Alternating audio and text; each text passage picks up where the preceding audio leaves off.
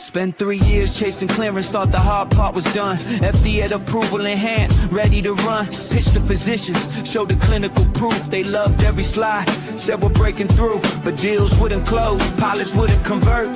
Contracts stalled out, man, that really hurt. Doctors kept saying yes, but nothing would. Well, hello, everyone, and welcome back to the Seriously Don't Do That podcast. I'm your host, Dan Griffith. If you love the music that was at the beginning and you'll hear again at the end, you can catch the full version of our song for the week, The Wrong Side of the Contract, here on LinkedIn or on whatever platform you are joining us on. So today we're going to talk about something that trips up nearly every European health tech founder entering the U.S. market, and that is figuring out who actually signs the check for their product. If you're joining from outside the U.S., then welcome. This session is built specifically for you. And if you're already in the U.S. but struggling to close health tech deals, this will clarify why your clinical validation isn't necessarily converting into revenue. Let's get to it. I'm Dan Griffith. I'm the host of the Seriously Don't Do That podcast. I'm also the founder of the Greater Gain Group and Grow Digital. And I've helped over 50 SaaS and tech companies scale in healthcare, financial services, and regulated markets. Results are 2 to 3 times pipeline, faster cycles, 30 to 50% lower CAC. And we guide US, UK, Australia, New Zealand, and South African companies that are entering the US market with a simple methodology. We clarify who their best customers are, spark conversations, scale revenue, and close deals. If you'd like to talk to us about what we do, please stay tuned for the end where you will have a link that you can click through to schedule some time with us to talk about your unique situation. So let's get into it. Here's a story that plays out probably more often than it should. A European company built a brilliant wearable device, clinically validated, peer-reviewed studies, the entire package. They spent 3 years navigating FDA clearance, then finally got it, celebrated, started their US launch, and then nothing. They were pitching doctors. Well, it makes sense, right? The doctors are the one that prescribe. And in their home market, physicians drove adoption. But in the US, doctors loved the product, but had zero budget authority. The real decision makers? Health plan medical directors and self-insured employee benefit teams. Once they pivoted, reframing their entire value proposition around cost savings for members, as well as chronic disease management outcomes, everything changed. Deals started closing. But unfortunately, they burned 3 years and a lot of runway chasing the wrong buyer. If you're bringing health tech across the Atlantic, this session should allow you to avoid that mistake. Because the US market structure is fundamentally different, your go-to-market here has to account for that from day one. Let's start with the mistake number 1, assuming that clinicians control the budget. In many European markets, doctors have significant influence over procurement decisions. If the clinician wants it and evidence supports it, the system often finds a way to fund it. In the US, totally different game. Clinicians are influencers and sometimes strong influencers, but they rarely write the check or sign the contract for the product. The economic buyer is usually sitting in finance, benefits, or in health plans' medical management offices. These are people that are thinking about the total cost of care, things like medical cost trends, as well as the most important, return on investment. Here's the fix. Before you build your pitch deck, map out who the economic buyer actually is in your target accounts. If you're selling to a health plan, it's probably the VP of medical management or the CFO. If it's a self-insured employer, look for the VP of benefits or total rewards. Build your entire business case around their priorities, not the clinician's wish list. So now let's talk about mistake number 2, leading with clinical validation instead of financial impact. And this is an easy mistake to make. You put a lot of work into this. But in the US, clinical effectiveness is table stakes. You definitely need peer review evidence. You need outcomes data.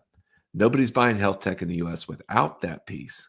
But here's what actually closes deals: demonstrable cost reduction or cost avoidance.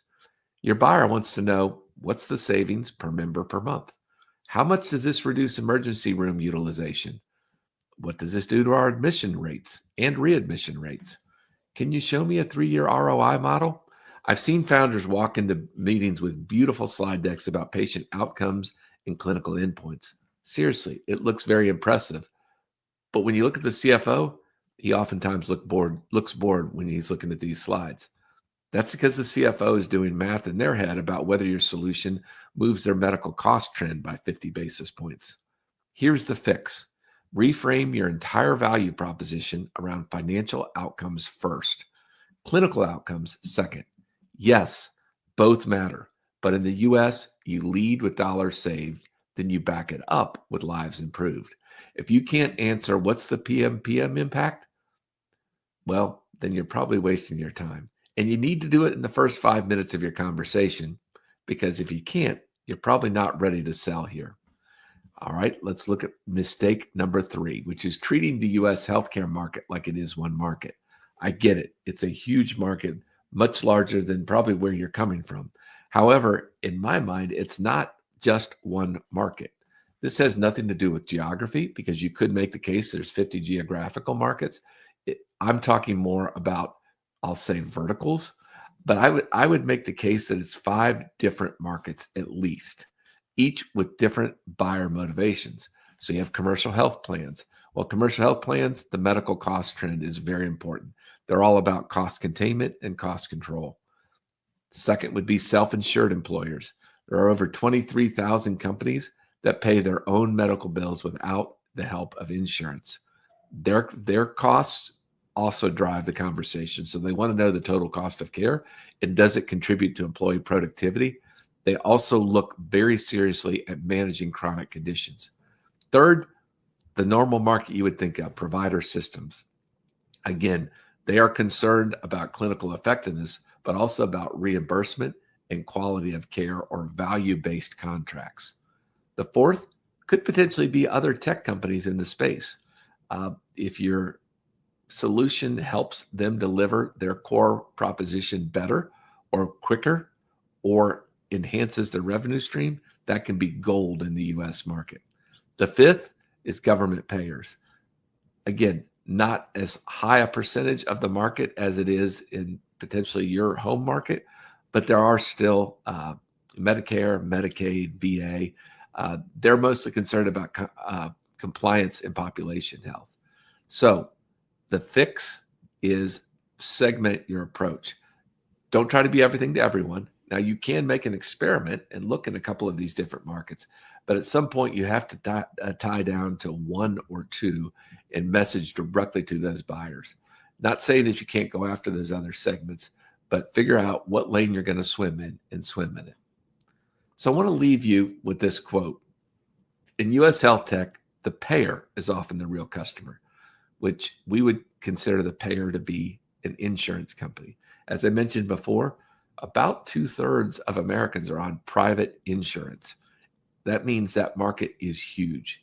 And to them, savings per member per month beats clinical claims every time. That's a major mind shift to make. And it's when I see European founders make that shift is when I see them be successful. Again, your clinical evidence does matter, but only after you've proven the financial case.